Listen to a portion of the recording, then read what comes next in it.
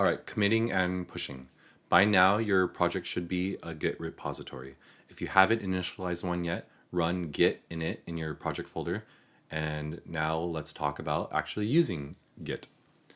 The simplest workflow, you make changes, you commit, you push. You can do this entirely through Claude Code. You could tell it something like, commit my changes with a message about adding the feedback table.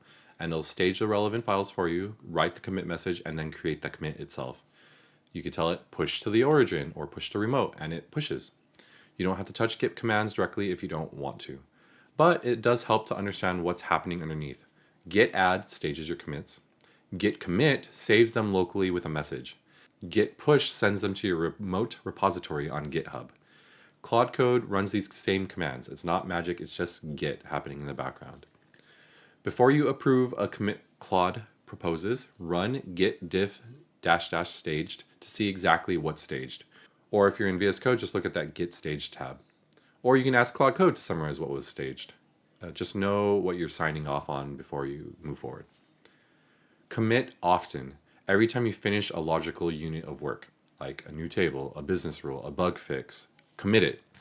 Small, frequent commits make it easy to roll back if something goes wrong. If you wait until the end of the day and commit everything at once, you lose all the granularity and a lot of the benefit of using Git itself. What about your .gitignore file?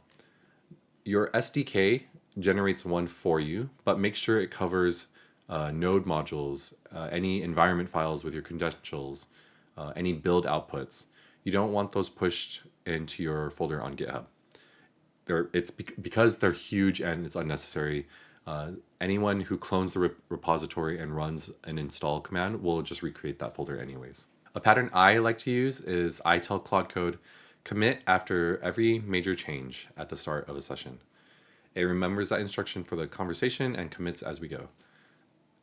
Plus, it'll keep the history clean and means I never lose my work. One gotcha about pushing, make sure your remote is set up. If you created the repository locally, you need to create a matching repository on GitHub and add it as a remote repository. Claude Code can do this for you too.